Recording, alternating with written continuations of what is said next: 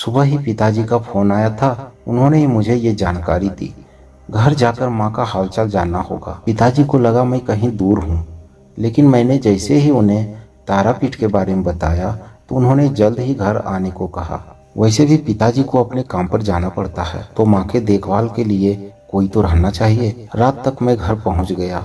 बहुत दिनों के बाद सभी मुझे देखकर काफी खुश हुए। माँ के सिर पर फर्श पर गिरने की वजह से काफी चोट लगी थी, लेकिन मेरे घर लौटने के कारण उस दर्द में भी उनके चेहरे पर मुस्कान थी।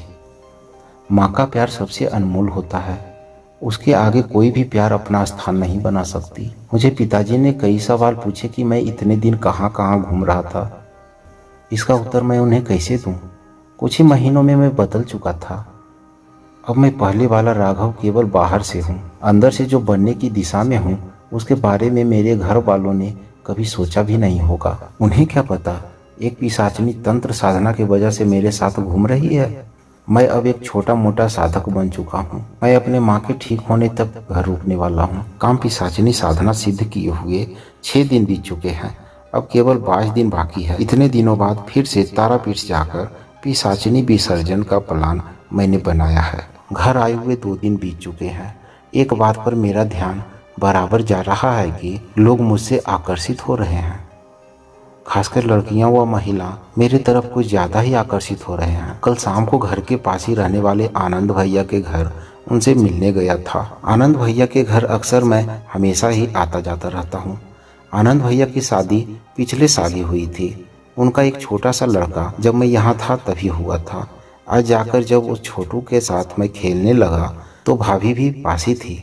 भाभी हमेशा की तरह सामान्य बातें कर रही थी, लेकिन भैया जैसे ही कमरे से बाहर गए, भाभी के हाव भाव व बातें कुछ अलग सी हो गई। भाभी मेरी तरफ बहुत तेजी से आकर्षित हुई थी। मुझे तुरंत ही सब कुछ समझ आ गया। यहाँ भाभी गलत नहीं थी। काम पिशाचिनी यह सब कुछ कर रही थी। भाभी तो कुछ मिनटों के लिए शायद अपने होश में भी नहीं थी। काम पिशाचिनी को एक नारी शरीर चाहिए, लेकिन उस शरीर को मैं ही चुनूंगा। जब तक मैं नहीं कहता, पिशाचिनी खुद से ऐसा नहीं कर सकती। मैं जैसे ही बाहर निकला, भाभी फिर सामान्य हो गई। इसी तरह आसपास के कई लड़की से मुझे कुछ इशारे मिले। अगले दिन एक दोस्त से मिलने उसके घर पहुंचा तो एक और घटना पता चली। मेरा दोस्त आशीष मेरे घर से कुछ मिनटों की दूरी पर रहता है। हम दोनों ने साथ ही 12वीं तक की पढ़ाई की थी। अब वह अपने पिताजी की बालू सीमेंट वाले बिजनेस में हाथ बटाने लगा। उसके पिताजी यहाँ के चेयरमैन भी रह चुके हैं। अब भी पॉलिटिक्स में टीएमसी तृणमूल कांग्रेस के कार्यकर्ता रूप में एक्टिव हैं। मैं एक साधारण अमीर घर का लड़का हूँ, लेकिन मेरा दोस्त मुझसे बहुत ज़्यादा अमीर है, क्योंकि उसके दादा परदादा व उसके पिता के पिता सभी इस क्षेत्र में जमींदार थे। उनका एक महल जैसा घर है। जमींदार वंश से होने के खातिर ही उसके पिताजी हमारे यहाँ के चेयरमैन बने थे। आज जब मैं उसके महल जैसे घर में पहुंचा तो सब कुछ सामान्य नहीं था। सभी के चेहरे पर बहुत मायूसी थी। आशीष से पूछने पर पता चला कि नीतू दीदी बीमार है। नीतू दीदी आशीष की बड़ी दीदी थी। दीदी मुंबई में रहकर बिजनेस की पढ़ाई कर रही थी। शायद इस वक्त घर आई थी।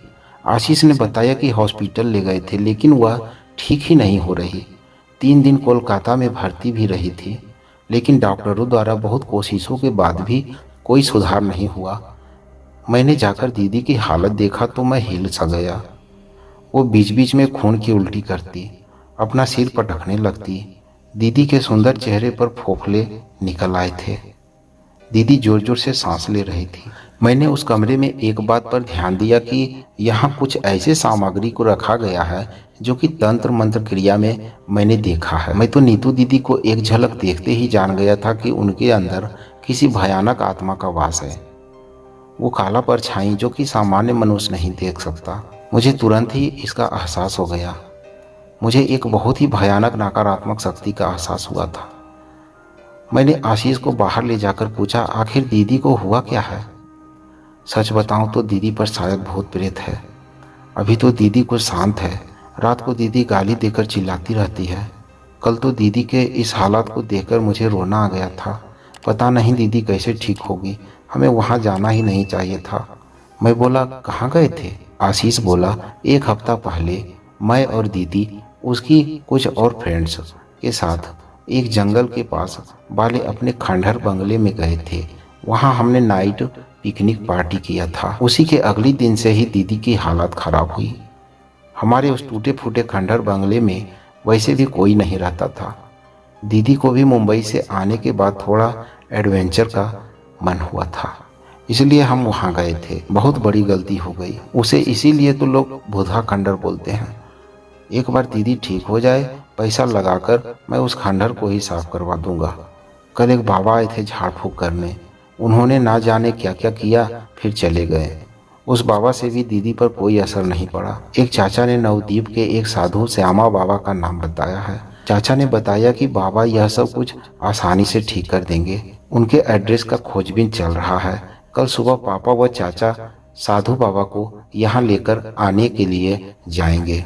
इन बातों को बाहर किसी को मत बताना। जानते ही हो, लोग भूत प्रेत सुनकर मजाक उड़ाते हैं।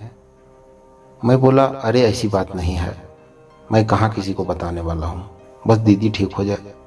मैं दीदी की मदद करना चाहता था, लेकिन मुझे किसी के शरीर से भूत प्रेत कैसे भगाते हैं इस बारे में नहीं पता। मुझे केवल खुद का बचाव मंत्र पता है।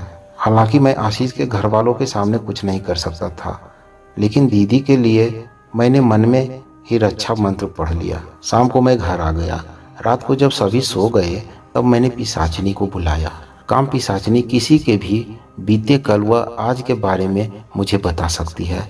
उसके अनुसार मैं उससे कुछ भी पूछ सकता हूँ, वह अवश्य बताएगी। पिशाचिनी से मैंने नीतू दीदी के साथ क्या हुआ था सब कुछ जानना चाहा। आखिर वह भयानक आत्मा किसकी है? पिशाचिनी ने मुझे सब कुछ बताया।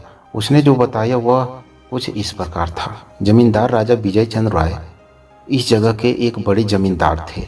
वो आशीष के परदादा के पिताजी थे। उनके पूर्वज बंगाल के नवाब के लिए कार्य भी करते थे।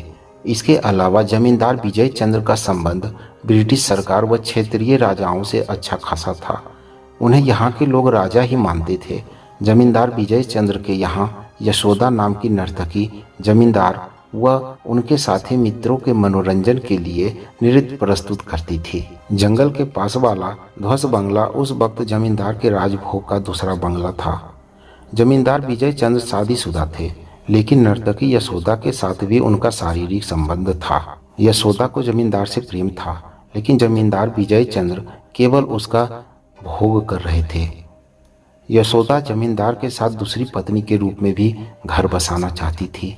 एक दिन जब दोनों प्रेम कीड़ा में थे तब यशोदा ने बताया कि वह गर्भवती है।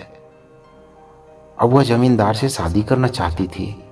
जमींदार ने अपने नाम को कलंकित होने से बचाने के लिए उसी रात यशोदा का खून कर दिया और उसके शरीर को बंगले के पीछे गाड़ दिया।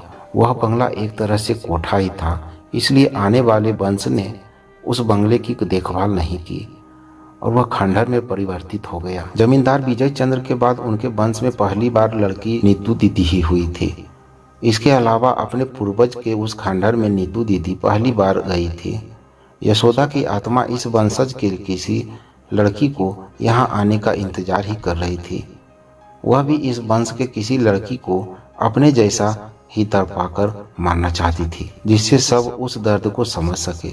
मैंने पिशाचिनी से पूछा, क्या तुम दीदी की उस आत्मा से छुटकारा पाने में कुछ मदद कर सकती हो? पिशाचिनी बोली, नहीं, लेकिन इतना बता सकती हूँ कि उस आत्मा का तोड़ उसी खंडहर बंगले में है। इतना सब कुछ बताकर पिशाचिनी चली गई। जल्द ही कोई श्यामा बाबा आने वाले हैं। अगर उन्होंने दीदी को ठीक कर दिया तो अच्छी बात है, वरना मैं नीतू दीदी के लिए कुछ न कुछ जरूर करूँगा। पागल बाबा से मदद करने के लिए भी उनका ध्यान करूँगा। गलती की सजा जमींदार विजय चंद्र को मिलना चाहिए था। नीतू दीदी की इसमें कोई गलती नहीं है।